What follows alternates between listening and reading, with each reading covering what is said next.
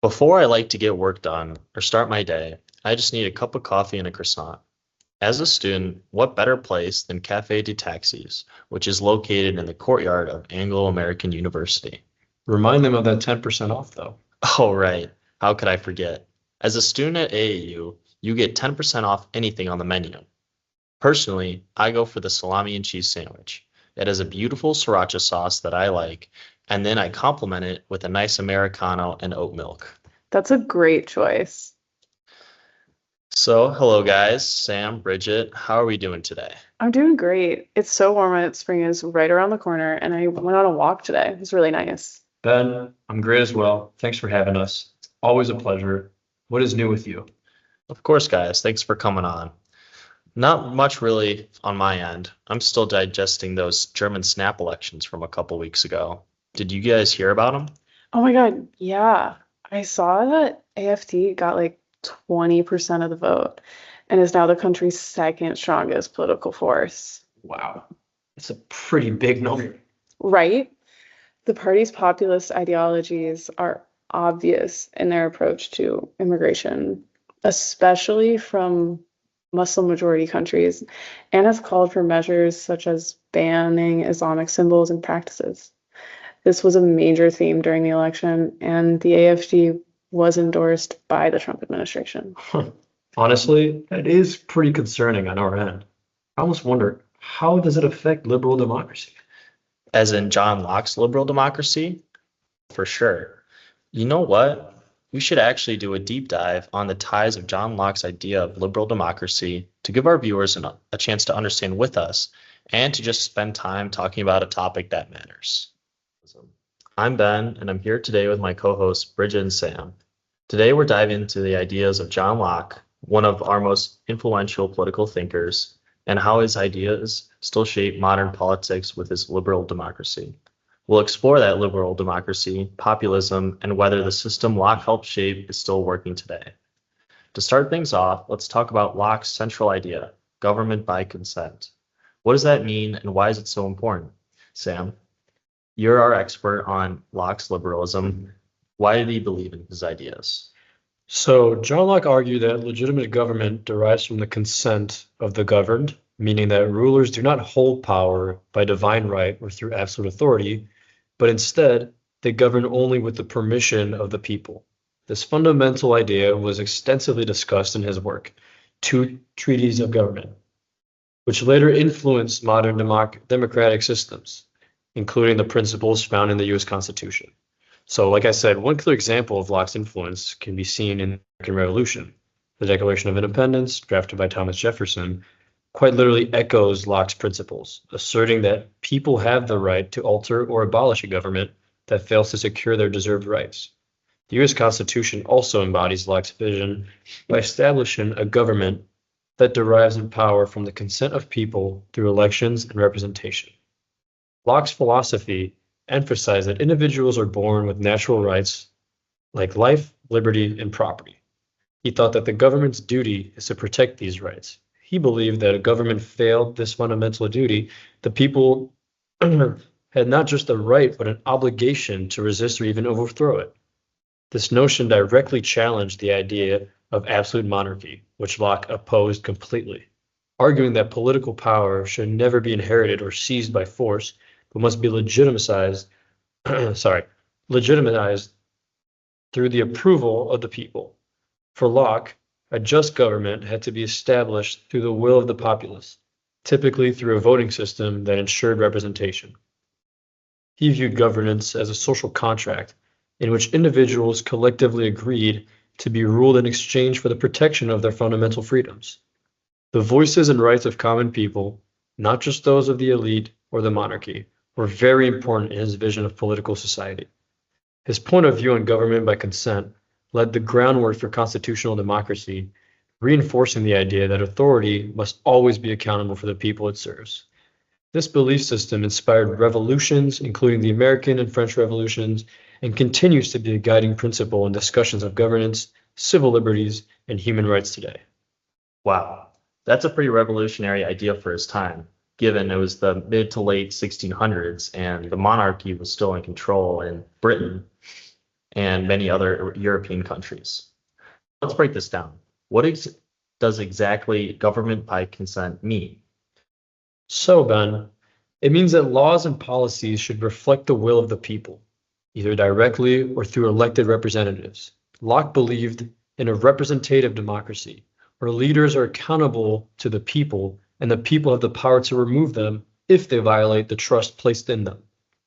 Wow, how does Locke's idea of consent compare to democracy today? So, in theory, democracy still follows Locke's model. Leaders are elected by the people and can be removed, but in practice, many feel disconnected from the system due to bureaucracy, special interests, and elite influence. This has fueled populist discontent, where people feel their governments no longer truly represent them. So you mentioned his work pretty much orchestrated the American and French revolutions. So Indeed. I have to ask, did Locke believe in these revolutions?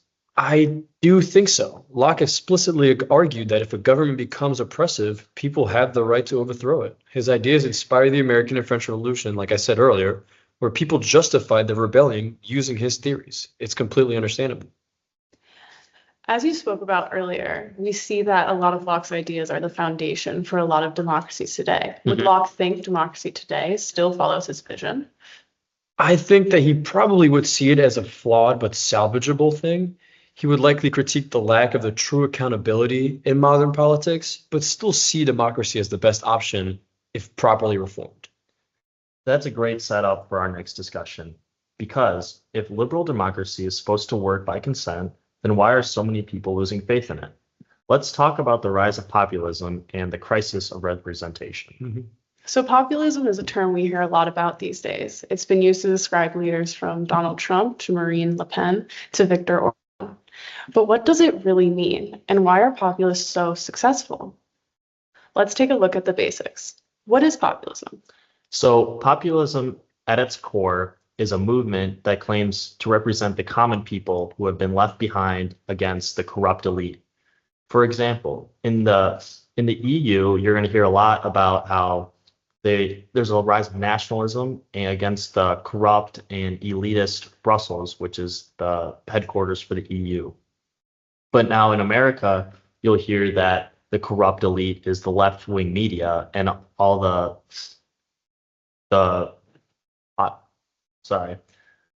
the left-wing media as well as the elite leftists. According to the History Channel, the term got started with farmers in the late 1800s who were fed up with the railroad monopolies.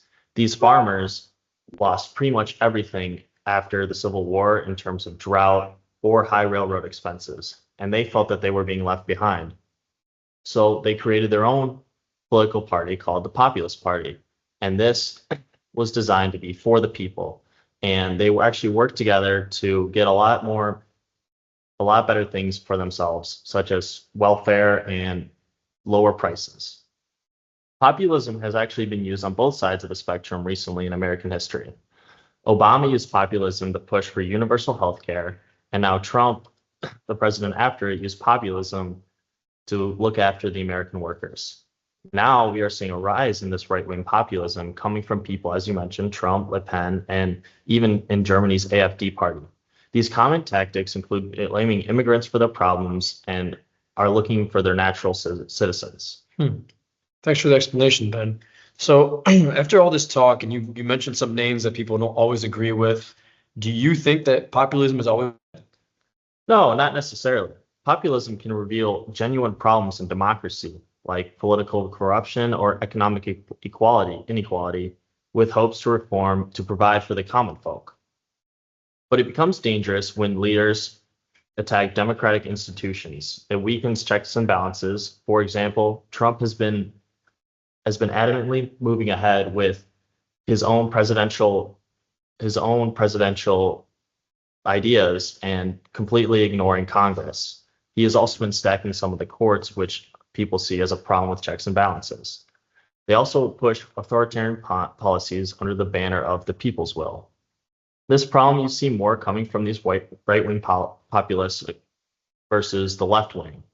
They want to consolidate power to push their agenda. Taxing the rich is something you would have been for, which is a lot of what you will see in populism. He's pro-social welfare, and that I wouldn't say is not necessarily a bad thing. Okay. So why are people so frustrated with traditional democratic institutions these days? I wouldn't say it's everyone. Populists really find their sweet spot in economies that were once prosperous but now feel left behind. A good example of this you can find in the Czech Republic. The eastern regions that are in decline versus some central places like Prague. They are likely to vote with this populist party because they feel like they've been left behind, and then they're looking for something that can change that. So we see that a core tenet of populism has a lot to do with appealing to masses and people. Is this truly democratic, or does this undermine democracy? Populism in itself is very nuanced. So once again, it depends. Some use democratic elections to gain power, but then they weaken democracy once elected. They often claim to speak for the real people when attacking opposition parties in courts and media, but it's not always in the best interest of liberal democracy. Okay. So I feel like this question should have been asked earlier, but do you think Locke would approve of populism then? In its origins, yes. Locke would definitely agree with some of the populist concerns of these late 1800 farmers that were looking for something that was more representative of all the people and not just the elitist railroad tycoons. He would definitely reject their authoritarian tendencies, which you see a lot in these right-wing populists today. Specifically, he would agree with a lot of left-leaning of pro-social welfare and other stuff, and he believed in government by consent, but also he really argues for institutional checks and balances. Locke believed that absolute monarchies are the worst form of government, so any populist attempt to consolidate power would be absolutely off the table for him. Okay, thank you, Ben. So that leads us perfectly to our next discussion. Is liberal democracy still the best system, or does it need serious reform? Bridget, what do you think? So some argue that liberal democracy is still the best system, but others say it's failing in today's society. And really what we should be asking is, can it be fixed, or does it just need to be left in the past altogether? And we're seeing a global decline in trust in democratic institutions. A big part of this is that people feel disconnected from the system. Like their votes don't really change anything or count. At the same time, populist leaders have gained ground by tapping into these frustrations, often by attacking the very institutions that make democratic democracies function, such as the courts and the media. There's also the change of polarization, or the challenge of polarization. Many democracies today feel stuck in ideological deadlock, where politicians prioritize winning over governing. That gridlock leaves big issues, climate change, economic inequality, healthcare, unresolved, making people lose faith in democracy's ability to solve problems. So you just explained some negatives for sure there, but what are some arguments for keeping liberal democracy? Well, liberal democracies remain the best system because they ensure political stability, protect individual freedoms, and allow for peaceful transitions of power. Unlike authoritarian regimes where power is seized or inherited, democracies allow people to remove bad leaders through elections rather than revolutions. It also provides a framework for checks and balances. No single person or party can hold absolute power. This means that in theory, governments must operate based on laws and not personal whims. Even when democracy seems dysfunctional, it still offers a pathway for reform. We see this with protests, legal challenges, and elections that allow people to push for change without violence. And historically, societies that protect free speech, property rights, and representation tend to be more prosperous, stable, and peaceful. So, Bridget, after all that, you do bring up some good points about democracy and its goods and bads, but do you think that there still are flaws? And if so, what are those biggest flaws today? Well, yeah, I do think there are still some large flaws in a liberal democracy. And I think this can be boiled down to some three major issues. Is a lot of complaints about it being slow and inefficient. Democracies rely on debate, compromise, and legal procedures, which means major problems like climate change, wealth inequality, or healthcare often take years to address, if not decades or sometimes longer. Next, it's controlled by the elite and corporate interests. Many people feel that big corporations, lobbyists, and the wealthy have far more influence than the average voter. Political campaigns require massive funding, and policy decisions often reflect the interests of those who finance them. It doesn't always feel like real representation is another complaint many people have. In many countries, people vote, but the system still seems to serve the same ruling class. As we'll see in the United States, gerrymandering, voter suppression, and political polarization can make elections feel like a choice between the lesser of two evils rather than true representation. This frustration is what fuels populist movements, where leaders promise to give power back to the people, but often by weakening democratic institutions rather than reforming them. So I see you talking about these democratic institutions that Locke originally was for. Would Locke think today that liberal democracies still follow his vision? Locke would likely see some major issues with modern democracies. His core idea was that government exists only through the consent of the governed, meaning it must always serve the people, not just an elite minority. And if power is concentrated in corporate interests, political dynasties, or unaccountable bureaucracies, Locke would say that democracy has strayed from its purpose. He also argued that people have a right to resist or replace governments that don't protest their rights or protect their rights.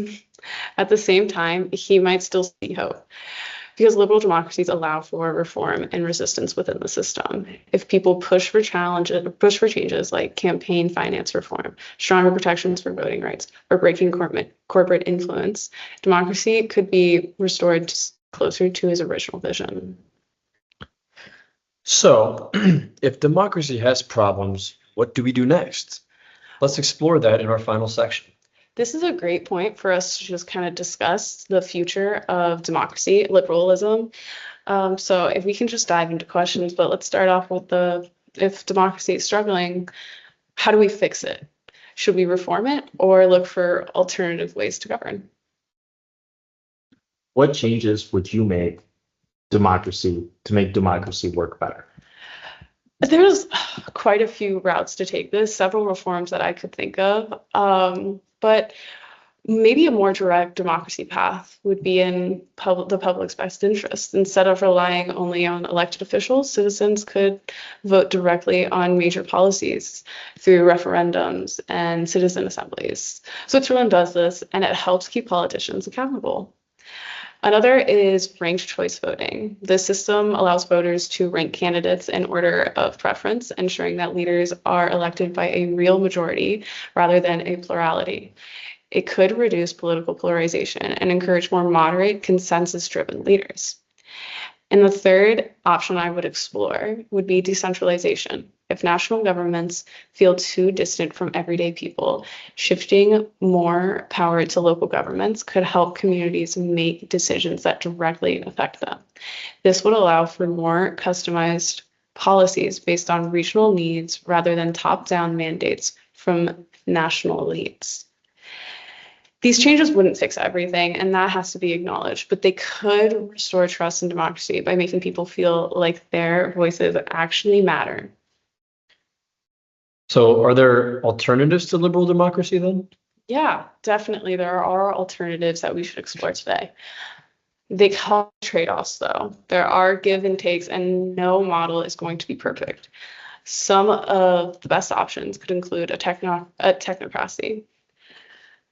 This would mean letting experts, rather than elected politicians, make key policy decisions, like scientists handling climate policy or economists running economic policy. It could lead to smarter governance, but it risks becoming elitist and undemocratic.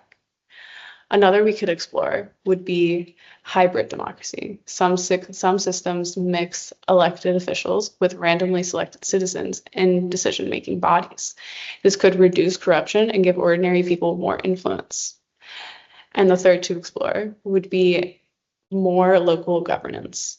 Some argue that national governments are too large and out of touch, and that power should be decentralized to cities, states, or regions. This could make governance more responsive, but could also weaken national unity. Each of these ideas tries to fix democracy's weaknesses, but none of them offer a perfect replacement. The real challenge is balancing efficiency with accountability, something liberal democracy, for all its flaws, still attempts to do. Wow, there's a lot to think about on both sides. I've been saying for years that ranked choice voting is definitely something that we should look into, as you said, it does make a more moderate, consensus-driven leaders.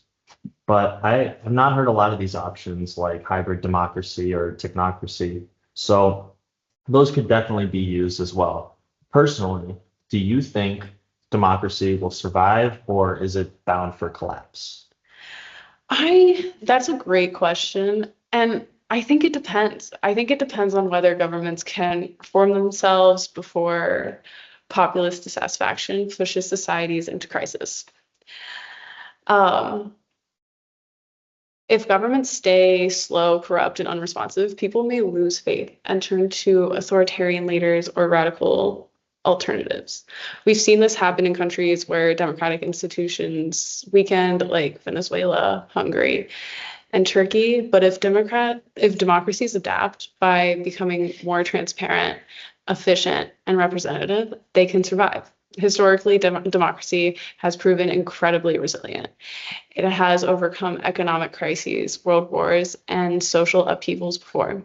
The question is whether leaders today have the vision and courage to modernize democracy before it's too late.